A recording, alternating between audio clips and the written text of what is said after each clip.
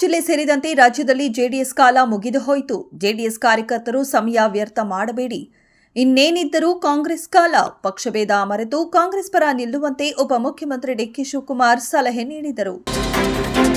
ಮೈಸೂರಿನಲ್ಲಿ ನಿಷೇಧಿತ MDMA drugs ತಯಾರಿಕಾ ಘಟಕ ಪತ್ತೆ ಪ್ರಕರಣ ಸಂಬಂಧ ಸ್ಥಳೀಯ ಪೊಲೀಸರ ಕಾರ್ಯವೈಖರಿ ಕುರಿತು ಗೃಹ ಸಚಿವ ಡಾ ಜಿ ಪರಮೇಶ್ವರ್ ತೀವ್ರ ಆಕ್ರೋಶ ವ್ಯಕ್ತಪಡಿಸಿದ್ದಾರೆ.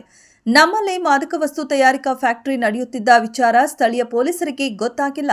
ಮುಂಬೈ ಪೊಲೀಸರು ಬಂದು ದಾಳಿ ಮಾಡುತ್ತಾರೆಂದರೆ ನಮ್ಮದೇ ಲೋಪ ಎದ್ದು ಕಾಣುತ್ತಿದೆ ಎಂದು ಹೇಳಿದ್ದಾರೆ. ನಮ್ಮ ಸಂಸ್ಕೃತಿ, ಪರಂಪರೆ, ಆದರ್ಶಗಳ ಬಗ್ಗೆ ಮಾತನಾಡಿದ್ದೇವೆ. ಇದರ ಹೊರತು ಬೇರೆ ಯಾವುದೇ ಜಾತಿಗಳ ಕುರಿತಂತೆ ಯಾವುದೇ ಹೇಳಿಕೆಯನ್ನ ನೀಡಿಲ್ಲ ಎಂದು ರಂಭಾಪುರಿ ಪೀಠದ ಡಾ ವೀರಸೋಮೇಶ್ವರ ಶಿವಾಚಾರ್ಯ ಸ್ವಾಮೀಜಿ ಸ್ಪಷ್ಟಪಡಿಸಿದ್ದಾರೆ. ಸರ್ಕಾರದ ಬಳಿ ಅಭಿವೃದ್ಧಿಗೆ ಹಣಕಾಸಿನ ಕೊರತೆ ಇಲ್ಲ. ಗ್ಯಾರಂಟಿ ಯೋಜನೆಗಳ ನಡುವೆಯೂ ಅಭಿವೃದ್ಧಿ ಕಾರ್ಯಗಳಿಗೆ ನೂರಾರು ಕೋಟಿ ರೂಪಾಯಿ ಹಣವನ್ನ ಖರ್ಚು ಮಾಡುತ್ತಿದ್ದೇವೆ. ಇದನ್ನ ಸಹಿಸದ ವಿಪಕ್ಷಗಳು ಸರ್ಕಾರದ ಬಳಿ ದುಡ್ಡಿಲ್ಲವೆಂದು ಸುಳ್ಳು ಹೇಳುತ್ತಿವೆ ಎಂದು ಮುಖ್ಯಮಂತ್ರಿ ಸಿದ್ದರಾಮಯ್ಯ ಟೀಕಿಸಿದರು.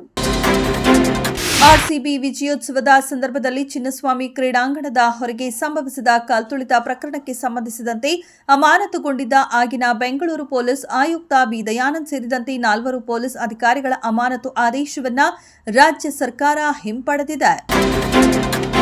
ರಾಜ್ಯಕ್ಕೆ ರಸಗೊಬ್ಬರವನ್ನ ತಕ್ಷಣವೇ ಪೂರೈಸುವಂತೆ ಒತ್ತಾಯಿಸಿ ಕೇಂದ್ರ ಸರ್ಕಾರಕ್ಕೆ ಪತ್ರ ಬರೆದಿದ್ದನ್ನು ಉಲ್ಲೇಖಿಸಿದ ಸಿಎಂ ಸಿದ್ದರಾಮಯ್ಯ ಅವರು ಪ್ರತಿಭಟನೆ ನಡೆಸುವ ಬದಲು ಕೇಂದ್ರ ಸಚಿವರೊಂದಿಗೆ ಮಾತನಾಡಿ ರಾಜ್ಯಕ್ಕೆ ಬರಬೇಕಾದ ರಸಗೊಬ್ಬರ ಬಿಡುಗಡೆ ಮಾಡಿಸಲಿ ಎಂದು ಬಿಜೆಪಿ ನಾಯಕರಿಗೆ ಸವಾಲು ಹಾಕಿದರು.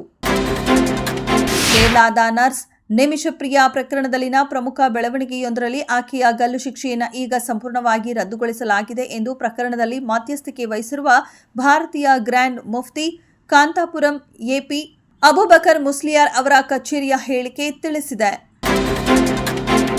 ಪ್ರಧಾನಿ ನರೇಂದ್ರ ಮೋದಿ ಮತ್ತು ಅಮೆರಿಕ ಅಧ್ಯಕ್ಷ ಡೊನಾಲ್ಡ್ ಟ್ರಂಪ್ ನಡುವೆ ಏಪ್ರಿಲ್ 22ರಿಂದ ಜೂನ್ 17ರವರೆಗೆ ಯಾವುದೇ ನೇರ ಸಂಭಾಷಣೆ ನಡೆದಿಲ್ಲ ಎಂದು ವಿದೇಶಾಂಗ ಸಚಿವ ಎಸ್ ಜೈಶಂಕರ್ ಲೋಕಸಭೆಯಲ್ಲಿ ಸ್ಪಷ್ಟಪಡಿಸಿದರು.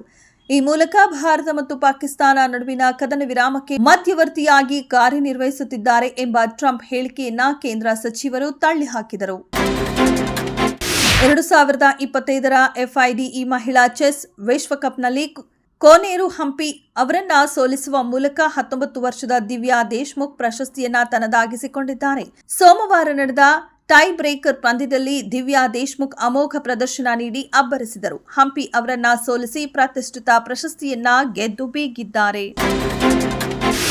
ಸಾಮಾಜಿಕ ಮಾಧ್ಯಮಗಳಲ್ಲಿ ನಟಿ ಹಾಗೂ ಮಾಜಿ ಸಂಸದೆ ರಮ್ಯಾ ಅವರಿಗೆ ಅವಹೇಳನಕಾರಿ ಹಾಗೂ ಅಶ್ಲೀಲ ಸಂದೇಶ ಕಳುಹಿಸಿದ ಆರೋಪದ ಮೇಲೆ ನಟ ದರ್ಶನ್ ಅವರ 43 ಅಭಿಮಾನಿಗಳ ವಿರುದ್ಧ ಬೆಂಗಳೂರು ಪೊಲೀಸರು ಸೋಮವಾರ ರಾತ್ರಿ ಎಫ್ಐಆರ್ ದಾಖಲಿಸಿದ್ದಾರೆ.